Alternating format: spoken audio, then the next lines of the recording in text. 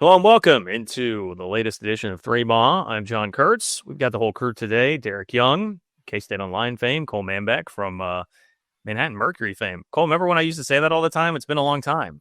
Remember when you used to work at the Manhattan Mercury? Yeah, I think we're far enough removed now that you don't have to formally include the attribute that I was formerly at the Manhattan Mercury. You could just say Power Cat Game Day. That's true. Formerly a Power Cat Game Day, co-hosting with John Kurtz. It's true. No, you know what, Cole? Formerly PowerCatGameDay.com, because I would love everybody to go read everything that Cole wrote at PowerCatGameDay.com, which once included that Les should be the next head coach of the Kansas State Wildcats. I didn't know there was a PowerCatGameDay.com. Of course. This was before your time, DY. I think by the time you got here, we weren't really using it anymore. Yeah. This is probably circa 2013, 2014, something like that.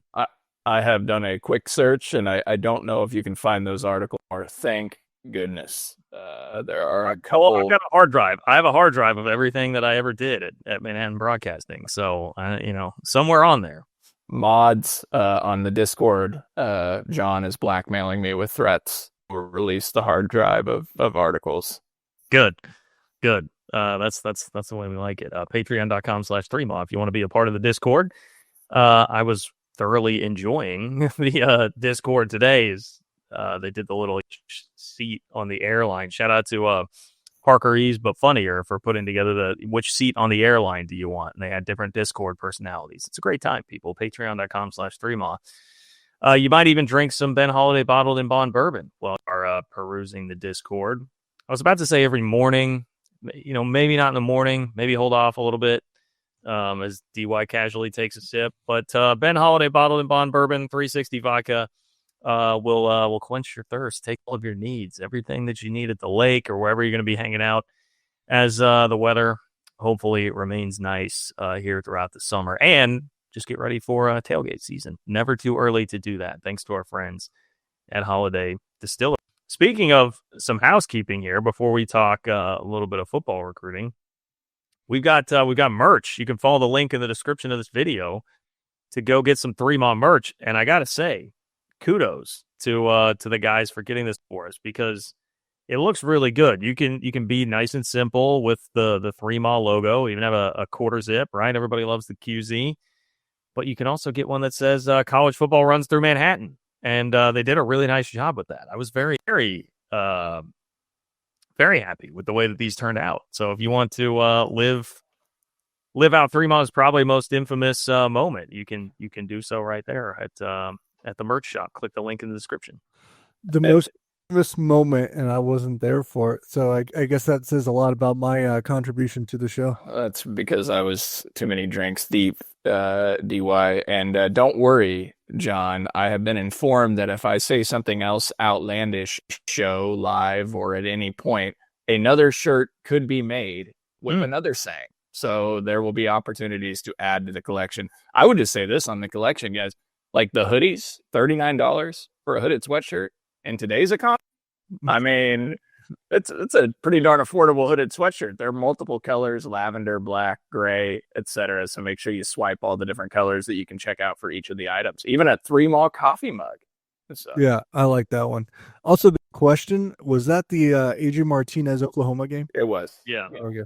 Yeah, man, you said it basically right before the best game of the year. So good. No, DY, I said it after the game. Oh, okay. After they won, why I was on an emotional high. And we also had, before that game, John, remember, we were so checked out after the Tulane. I was just going to say, Cole, it was DY. It was definitely not before the game, because before the game, Cole really only up to that because we had Marquise Noel and Naquan Tomlin coming on the show, and we were already into basketball season because it was right off the Tulane loss. So, yeah, that makes sense. Interesting enough, that was probably, or maybe the best single performance I've ever seen for a Kansas State football player since I've covered teams since 2017. And then Adrian Martinez didn't even make it as the starting quarterback the rest of the year. So. Yeah, well, everything changed when I decided to totally shit on future national champion Will Howard at Big 12 Media Days. So that's a lot of twists and turns that season. Yeah, then he showed us the championship ring 3-mall episode, and you know that next off season. Who knows what 2025 has in store for us? We'll find out. But make sure to check it out in some 3-mall merch. Well, feels like now we're transitioning to the off season. Kind of pales in comparison to all of the excitement of all of that. But K-State is in hot pursuit of Ian Premer. We're going to talk about that in just a minute, who is one of the best prospects in the country. But K-State did land a commitment in the 2026 cycle from offensive lineman Bennett Fraser from Missouri. So Missouri offer, he had a Missouri visit lined up on June 20th, right? We feel like this is a committable offer. Oh, absolutely. They definitely wanted him. That's a head-to-head win over an SEC program. I think there was more to it than just Missouri too, but not all of that has been really documented. This is a guy that was really sought after by multiple programs, from my understanding, and another sensational recruiting win on the trail for Brian Lepak, who's really, I guess, cemented himself as the ace recruiter of the staff, essentially. I think they were going to be content. I'll put it this way. I think this is a good synopsis of just the quality that they've been able to land up front along the offensive line. Is I think their intent was to only add, at least at this juncture, 3 offensive linemen. But the guys that wanted in were so good, they've taken 5. Cole, thoughts on Bennett Fraser? No, I mean, that should round out the offensive line class, right? DY, 5 guys in the class, couple tackles, is more of an interior. Man, some of these guys have so much positional versatility. I couldn't tell you completely. I know Morales and Justin Morales and LaMarcus Barber are definitely fitted for the interior. I think they've added so many offensive linemen. I got to get all these guys. I think Keegan Collins, Bennett Fraser, and Oliver Miller all could play on the edge at offensive tackle. 6'5". Yeah, I don't know. It seems height-wise, could certainly do it. 6'5", 265, what he's listed at. Mm-hmm. Definitely the true tackles are Miller and Collins, I would say. Yeah. Okay. Well, yeah, Brian. I mean, I don't think any of us had any Brian Lepak could recruit, right? Like that. We got Lincoln Cure. Pretty damn good about that. Yeah, he got Lincoln Cure last year. So yeah, that's pretty nice on the old resume. So there are a couple of talented wide receivers visiting this weekend, right? DY, that have major offers. Yeah, I know of one. Sorry, I'm stumbling over this because I guess I'm probably more secondary on the recruiting front to what Drew now at Kansas State Online. He's become probably the go-to source for all things Kansas State football recruiting, probably across the entire industry at this point. I think he's the most informed guy in the market. But they got Tyron, I think, is a receiver visiting, and he is a UCF commit. And I think is 4-star on some services or is pushing 4-star status on some services, and was thought at one point to be to Georgia, but I think Georgia's pretty lengthy recruiting board at wide receiver. Go figure. They might not get down to him, so to speak. And that could make him available. He took an official visit to Georgia last week, official visit to Kansas State this weekend. Look, I'll be honest, I haven't seen a second of this guy play, but if you're competing with Georgia for a wide receiver, I'm going to guess he's pretty good. Yeah, and then Chase Campbell, right? Yes, and he's a 4-star. Actually, Flaubik, that has been described to me as a pretty deep long shot, to be quite honest. And Texas Tech's not even considered the favorite, even though he's from Lubbock. Arkansas is considered the favorite, which is bizarre to me because of their SEC and their instability on the coaching staff, why you would favor them over Texas Tech at this point. But yeah, I mean, well, also, I'm sure Arkansas pays well, but Texas Tech story going around this week that I say this, 2026 guys, and we're living in a rev share world, but Texas Tech did just pay $55 million in NIL past year for their student athletes. You hinted at it there, but I guess that's another element of this entire rant going forward is it's unclear of how willy-nilly you'll be able to spend at this. To be honest, I think that's probably a good way of putting it. That's actually that'd be a fascinating question for coaches or GMs, or how are you handling that? Are you just assuming like we'll figure it out? Because so many in the industry seem to just have this pessimistic attitude about the actual enforceability of fair market value. So does that mean that they're all just operating like, well, we're just going to verbalize offers as if business as usual, like it's been the last few years, and then figure out the details later? Like, and another layer would be in this particular class, the 2026 class, some of these guys have already gotten paid, because that's what the front loading was, to get them all paid and have that money basically distributed before whatever deadline is there now. but even if they're not committed somewhere, Not committed, you're right, but it's the guys that are committed, like the way that Kansas solidified some of their class early. yeah. Okay, fair enough. Well, anything more on Bennett Fraser or the recruiting class as it stands before we move to No, other than he's from the St. Louis area, Kirksville High School, and Kansas State seems like they have a chance to maybe get 3 or 4 guys in St. Louis. So while they kind of were shoved out of Kansas a little bit, and I don't know that they're really broken up about it, considering what the class was. They've all obviously pivoted elsewhere, one being Texas, where a chunk of the commits are from right now, but I think they might have a foothold in St. Louis a little bit in this class too. Better start listening to Nelly. Cole, you remember Nelly? Oh gosh, Yeah, I remember Nelly, and riddled again. I think he was Brett Yormark's guest of honor at the Big 12 Championship a couple years ago, right? For a concert. I think that was last year. Didn't he do the halftime show at the championship game last year? Probably. I don't know. We weren't in the championship game, so I couldn't tell you. Yeah. I was driving to Manhattan for a basketball game that day, for a K-State basketball game number 2 against Cleveland for the Oklahoma State Texas Big 12 Championship. So I didn't watch it, John. That was my loyalty. Yes, by up by 20 plus, and then the reserves came in and allowed it to get down to like 10. Yes. Oh, so you're talking about Tyler year. No, I'm talking about last year. Cleveland State was last year. Yeah. Well, yeah, but you said Oklahoma State, Texas. That was not the Big 12 championship game last year. Yeah, it was not. Oh, sorry. Who was in the Big 12 championship game? Arizona State. Oh, never mind. Yeah, I am talking. Never mind. It was not. Wow. Small oldies Time forgetting flies. stuff. So Time flies, man. Fremont is aging. Oh, We're gonna all be in wheelchairs soon. So that was actually me driving to the North Alabama game that went to overtime. No, That's it. Well, 2 weeks ago. Never mind. No wonder that stuck out. Sorry, guys. that was gonna be my joke. Was like if we're talking about the Tyler Perry non-con, the game probably went into overtime. Your odds, if you're just playing, it doesn't matter who the opponent was. It probably went into OT. The overtime game I remember that year was actually the Villanova game that I didn't enjoy at all, because I was paranoid that we were going to lose Colin Klein. Yeah, I was paranoid we were going to lose Avery Johnson. Man, I didn't enjoy that. And John and I sat together that whole game, just looked at our phones the whole time, and it was like doom scrolling.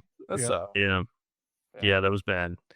No, not a great memory. I guess the last shot was kind of fun, but other than that. Okay, well, Ian Premer, that recruitment heating up, one of the best in the country. Huge, hotly contested in-state battle. We'll get the latest from DY coming up next. Looking for tickets for your next event? Tickets for Less is your #1 source. Save big on every purchase when you use promo code KCSN at ticketsforless.com. Success in real estate takes more than vision. It takes the right financial partner.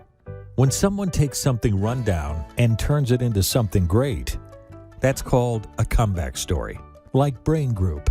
They take distressed properties here in KC, completely rework them, and then turn them into valuable real estate. But that kind of work needs the right bank behind it. Enter Emprise Bank. They're not about cookie-cutter loans. They saw Brain Group's vision, backed them, and now they're making big moves in Kansas City real estate. Talk about your partner in possible. Emprise doesn't do one-size-fits-all financing. They invest in potential and back growth. Visit emprisebank.com/KC to learn more. Emprise Bank, member FDIC, equal housing lender. Folks, it's playoff time, and if you're still just watching the games, then you're missing out.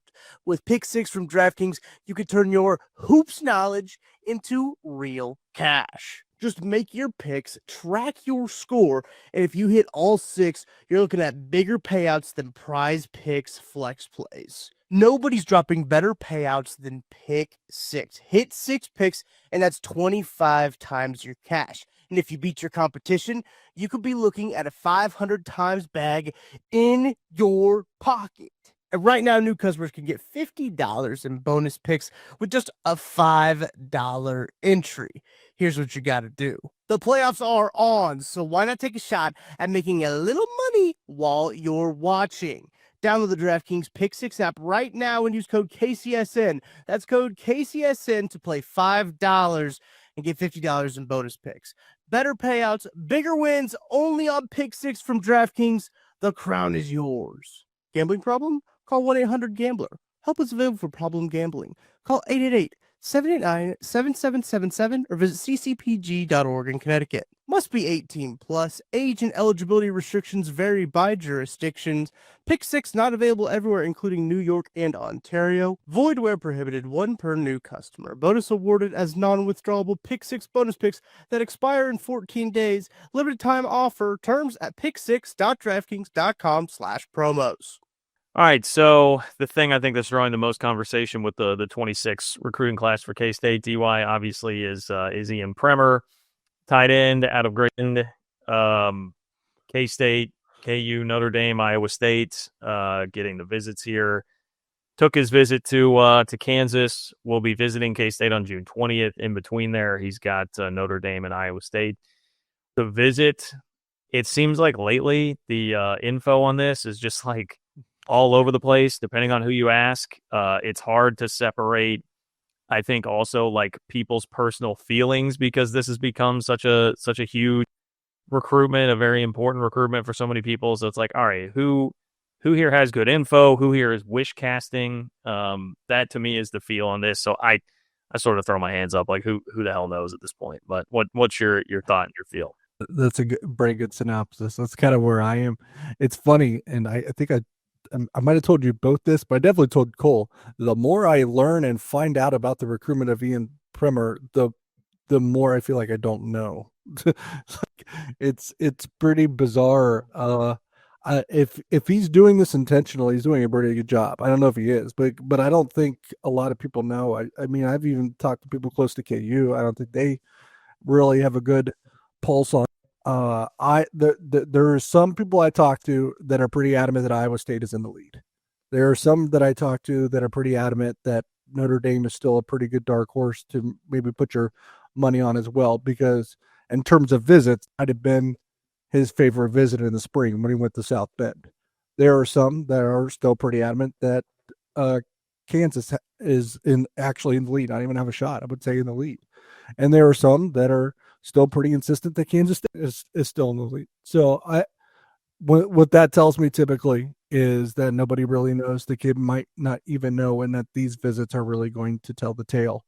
Now I'll tell you what really each pro kind of has in their corner right now. For Notre Dame, I think it's the prestige and the aura and that visit he took in the spring that really opened his eyes.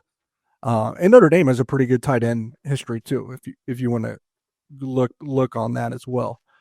For Iowa State, some might not agree, but I certainly believe that is his favorite coaching staff, and that might surprise folks. I think they've probably recruited him the best.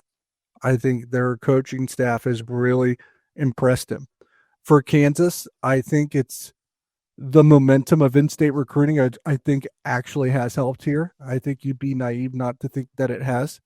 And I think it's, at least at this moment, I think they probably had the largest financial package for him. And obviously that's going to be weighed by every recruit as well.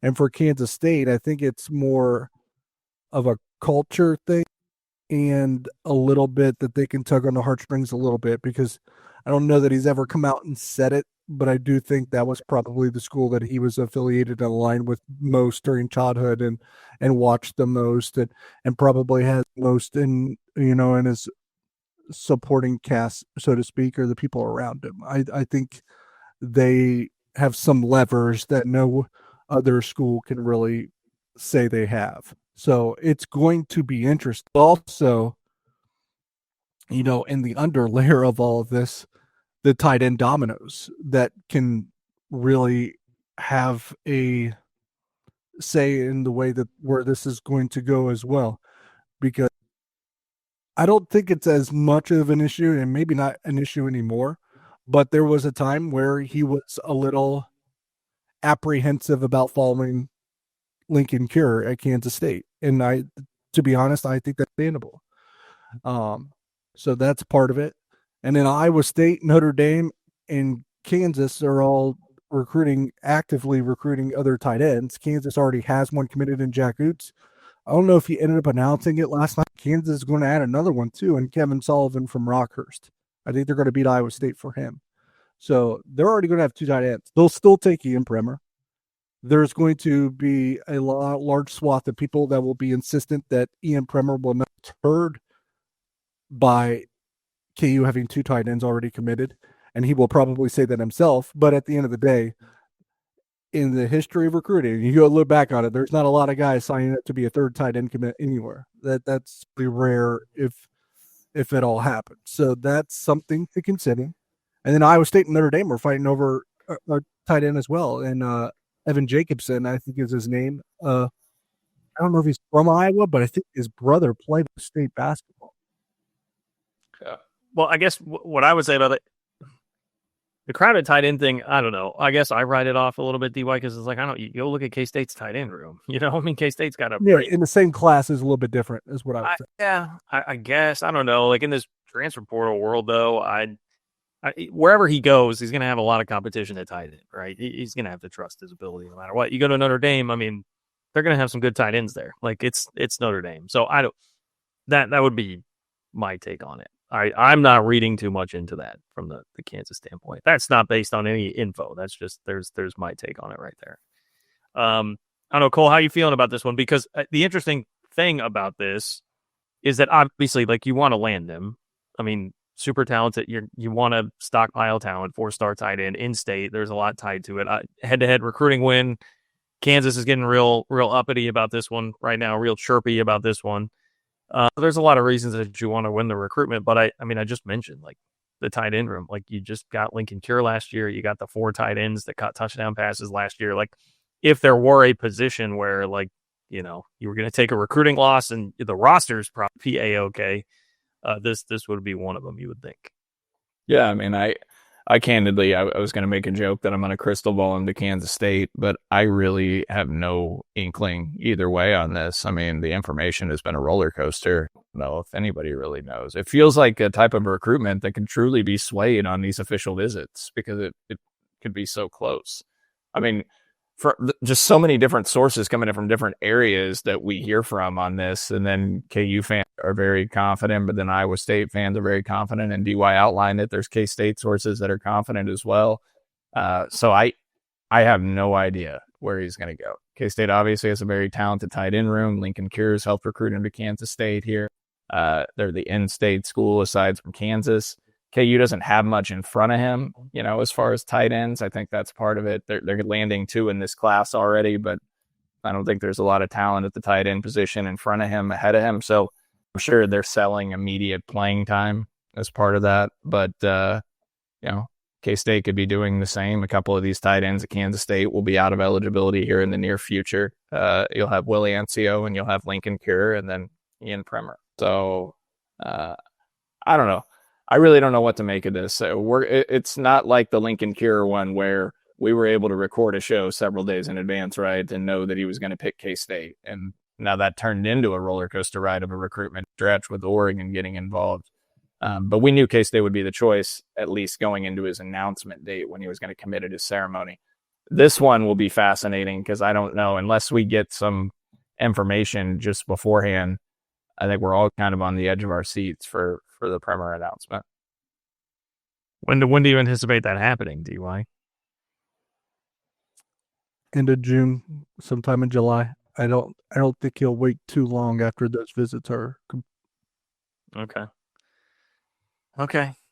What do you see as like the big picture significance of it, DY? Like I mentioned, I mean, it's not going to kill your tight end room by any stretch of the imagination, but I know it depends on where he goes, right? If it's Iowa State or Kansas, that's going to sting a little bit more than if it's Notre Dame.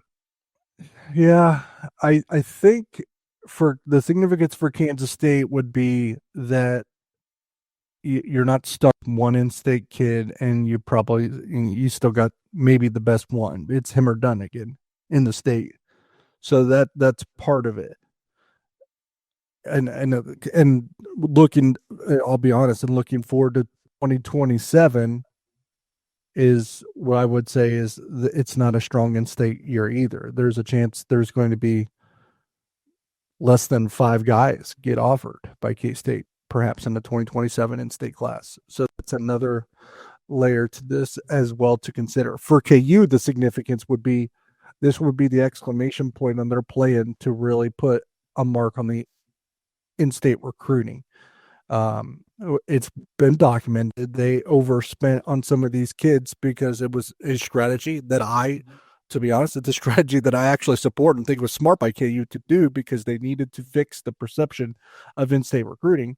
But if some of these guys or a lot of these guys never really amount to much, and they might, who knows? But if they don't, does it really carry a lot of weight? It may not, especially in 2027, where I don't think KU will do much in state. There's only a few guys that really look they're offer worthy right now, and they're more Kansas State centric at this time, and Cooper Onmont and Gus Corsair. So for KU, I think to really solidify the plan that you put in place and secure it, Ian Premer is a requirement in many ways, especially. I'll be honest, JJ Dunnigan is an exclamation point in his own. I get that, but like that one, I wouldn't breathe easy until it's done, right? Because that one, there could be still some drama in November and December. For Iowa State, they have a chance to have a really good recruiting class, and they made a lot of headway in like the Nebraska area. If they get into Kansas as well, they can just basically call themselves the invaders in this particular recruiting class. I mean, they're going to keep their quarterback commit from Alabama, Jet Tamala, or however you pronounce his last name, Jet Tamala. Alabama offered. Alabama hosted him on an official visit. I think he's still going to stay with Iowa State. So they have a really chance to be a strong recruiting class. For Notre Dame, just another good player that you could put in the tight end. Yeah. No, you're right about that Nebraska thing. Like that's what got Matt Rule to pop off and make that comment. Kind of like Nebraska media was sort of badgering him about Iowa State's offered like all these kids in state in Nebraska was holding off on. And now, are behind on some of these guys. And Matt Rule was kind of like, well, we're Nebraska. We got to be a little bit more careful. We can't just offer guys willy-nilly like these. But point being, Iowa State's getting under some skin there. I mean, they're doing a good job. Obviously we hate to admit that, but like they're crushing it. They're doing a really good job. They're going to be a real, what to deal with any kind of prospect in this area you're going after. What's interesting is they probably recruit better than they do anything else. Like that's really the strong point of their program at this point is their ability to recruit and go out and win recruiting battles. Now, Kent State's doing a much better job of that as well. That we get into the Chris Kleiman era, of course, but Iowa State. I mean, I know everyone talks about like having a similar culture and player developmental program to K-State. I think Iowa State's probably more recruiting, actually coaching and player development, to be quite honest. They do. I mean, they're doing a good job of both things. Both programs are very similar, but yeah, I mean, they definitely recruit their butt off. Like, they think about like, right? Like they've done such a damn good job at quarterback, obviously Rocco Becht, but they had JJ Cole too, who was like the Elite 11 guy that now, just gets like squeezed out because Rocco Becht has been so good. And then they've got this kid that Bama wants. I mean, yeah, you got to give it up. I've come to a place where I'm just kind of resigned on. It's like, dude, Matt Campbell's really good. Like they're doing a really good job. Yeah, some people haven't correctly modified the way that they view Iowa State, and they still treat it as like almost trying to make it like Kansas State's little brother. It's not that. Like it's a really good program. And you mentioned on the quarterback room, they just had Jalen Noel and Jaden Higgins both go in the second round, right? I think it was second and third because they both went to the Texans, right? It was the same team. And they'll But play. yeah. The Texans have some problems in the wide receiver room, so they're both going to play too. I mean, I think they have 3 Iowa State receivers. The other one is that's there, but Xavier Hutchinson. yeah, there you go. So yeah, I mean, well, if we're talking about development though, DY, I mean, there's 3 Iowa State receivers that are in the NFL. They can stand to develop some receivers a little bit better. Jaden Higgins would be developed. I mean, Jalen Noel was a 4, so okay, yeah. To your recruiting point, so I guess I don't know the way I kind of view it. I'm like, if you lose them to Iowa State, that's been happening. You're going to lose some head-to-head battles to Iowa State. Notre Dame, in K-State gets their recruiting wins over Iowa State and Iowa, so it's almost like Iowa State returning the favor, to be quite honest. Yeah, I mean that's what I'm saying. Like you're going to have those battles. The one that's more uncomfortable, obviously, is Kansas because you don't want them to rise up coming on and making more of a push here. But we discussed that. Like I think some of the bristling from K-State fans on that is like, guys, you got to just realize like they hired a good coach. Like this was going to happen. Like remember Chris Kleiman, the beginning of the Kleiman era. It's time to put some respect on KU and Iowa State's name, probably. And in the recruiting, like obviously Kansas on the field has earned some more respect with, probably arguably should have beaten K-State 2 years in a row here. But some people get mad at that statement. They were close. They had their opportunities. I think 2 years, 23, they should have. Thank you, Rich Miller. Christmas card is still in the mail. Yeah. But last year, maybe not, but they were close. But on the recruiting trail, I think that's where it changed. Like people didn't have as much respect, but some of that is like, it takes time. Cause remember Kleiman, they had that 2020 class. It was a big in-state class and they just couldn't close the deal. Like they hadn't had enough time to build up relationships and reputation. And then it started to turn once you got to like 2020. And so we're on the same sort of timeline here with Lance Leipold, where it's like he's been there long enough. They've had success. They've been better. They're putting more resources into it. They're going to be competitive with some of these recruits. And then the big splash that Kleiman made was in I think it was 2023 class that had Avery in it, I want to say. Yeah. I don't know if I got the number right, but and you said some people don't like hearing this. Some people really bristle when we get KU any respect at all because they'll say inaccurately that Lance Leipold still only had one winning season at Kansas, and while that is true, and much of that because they disappointed in the first 70% of last year's regular season. Like it's not necessarily where they are that we're respecting. We're respecting of how far they've come. Like, yeah, he has one winning season at Kansas so far. I think he's going to get more than that. But you have to think back to what they were. They were worse than the majority of Group of 5 teams. Yeah, arguably the worst decade of Power 5 football we've ever seen. So yeah, I mean it was coming a long way. Coming a long way for sure. So anyway, this is one of those recruitments that it's kind of transcended the player because there's so much invested from the 3 fan bases here in particular, where there's a lot of emotion tied into it, fans and bragging rights and online culture and all that stuff that it's so prevalent today. Like this recruitment has all of that. Kansas needs it more than anyone, but Kansas State, you can make an argument, needs it so Kansas doesn't. That's really the really what Kansas State has to have. Like I bet like hook the coaches up to a lie detector test, they would much rather him go to Iowa State than KU. Yeah, I would think so.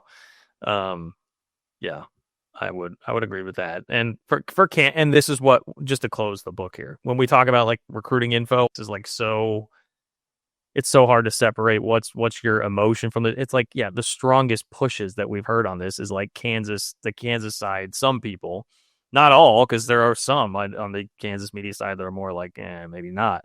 So you're finding some that are really pushing this, like, oh man, it's Kansas. Like, we were hearing like, oh, Kansas may lock it down after that visit. Won't even take the other visits. It's like, okay, well, that's where I keep texting you, DYKU, a little too high. Fly sometimes here, like momentum right now. They're feeling it. It reminds me of the K-State fan base, like us, after the Marquise Noel basketball season, where, you're just like, oh, we can do no wrong. Everything's great. No problem. We went into that portal season like, oh, they're going to land literally everybody. It won't matter. And then you get humbled a little bit. So I think there's an element of that in play there too, but it's because, it's such an important recruitment for Kansas for sure. And it'll wrap up and probably within the next. Yeah. All right. Well, we'll have it. We'll tell you what happens here on Fremont. Okay. Cole obviously had to bounce a little bit early. We are going to take off now as well, but thank you to Holiday Distillery. Thank you to Nick Springer behind the scenes. You know what? Thank you to us, DY, Cole, and I, for battling through some technical issues that are going on here that are, maybe I shouldn't sell out the program here that we use. It's not Nick's fault at all. Our technology let us down. It's very annoying because every 5 seconds when DY's talking, it's like, it's almost like you cursed and there's like a little bleep on our end. We're like, I don't hear 100% of what you're saying. I'm just kind of guessing. Yeah, it's very distracting, but we made it through because we're professionals. So yeah, get some Ben Holiday bottled and bond bourbon.